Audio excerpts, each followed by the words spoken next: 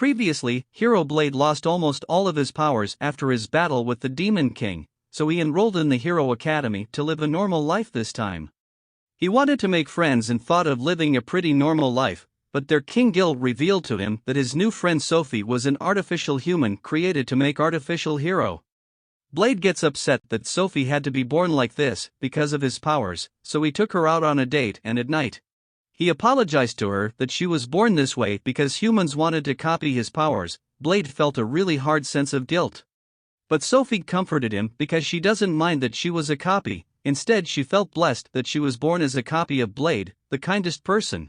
So now let's continue with episode 3, after that everything was normal and Blade was munching down his lunch, and seeing he got food on his face, Sophie cleans it up for him.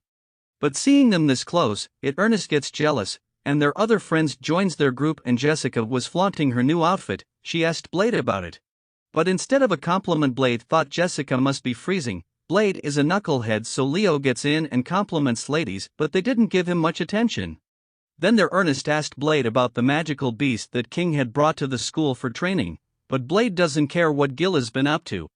Then the entire academy begins to shake from the steps of that giant magical beasts, so Blade and his group gets out of canteen to check it out.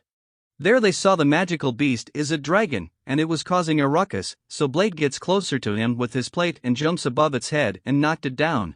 Ernest was surprised that Blade just beat a dragon in a one-shot, so Blade told them that this dragon is still just a kid, so it's not a big deal. Then Blade gave out his curry to that kid and it just spewed fire because it was way too spicy, but those spectators were just shocked that Blade got a dragon in a single blow. And Blade noticed that and tried to cover it up as a normal deal, nothing special because it's just a baby dragon. But the look on their faces revealed they didn't bought his crappy excuses and his attempt to become normal failed. Then the dragon began to glow up and turned into a lowly kid. She took Blade as her daddy and Blade thought the dragon just left and this kid got here after being lost, so Ernest told him that kid was the dragon, but Blade didn't believe her. So Sophie vouched for Ernest and then he believed her words. Then that dragon kid starts to act like a spoiled child and wants to play with Blade. Blade was confused why she's treating him as her father, so she told him it's because of his punch.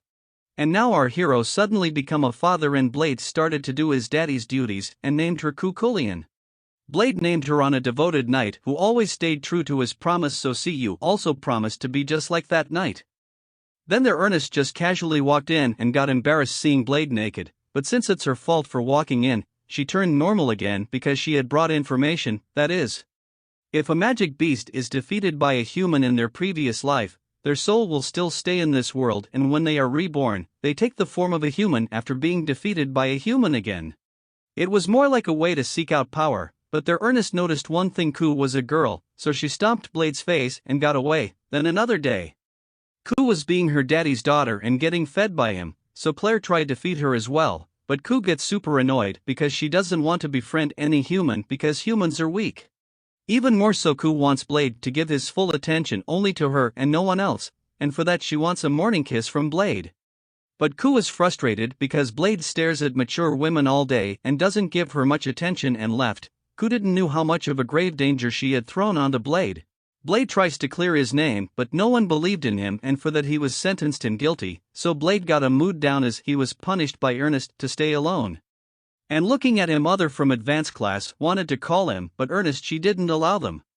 Then Ku once again got to Blade, and seeing her, Blade called her out for some training, but then Jessica, Claire, Clay, and Cassim gets to Blade to learn the ropes of being in the advanced class. Because they were promoted recently, so they are fresh meats. But then looking back, Ku was nowhere to be found as she left. Then she was wandering around the campus and saw a few random students. They called out Ku to become friends with her, but Ku leaves as she doesn't want to become friends because they are weak. Their Blade found her and cheered her up by promising to make her favorite curry for dinner. Then at night, after Ku fell asleep, Ernest gets in to meet with Blade because she was worried.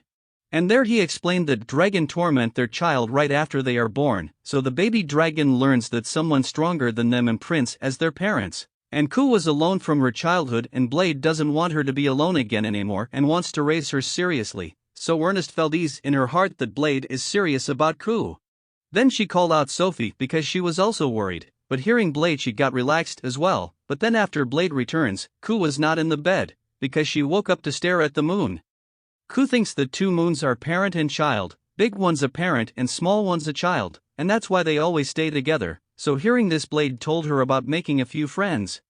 But she rejected him again, because dragons are stronger and smarter than humans, and for that she believes that dragons live alone for the rest of their lives. But she acknowledges Blade and only him, and she doesn't want anyone else.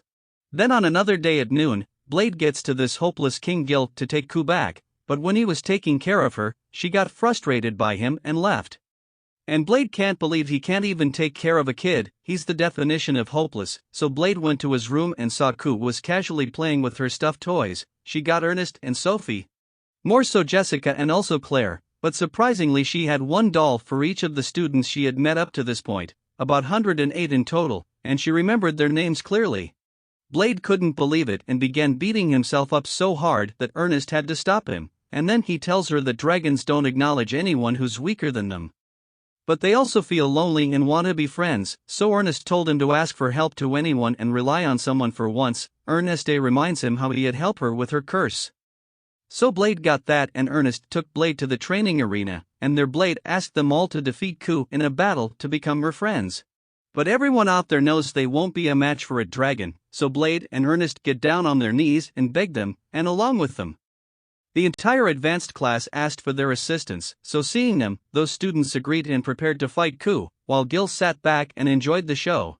Because it would turn out to be excellent practice for the students. But sadly our episode 3 ends right there, but subscribe the channel for more recaps of new or old anime, and also like the video if you enjoyed it, so take care.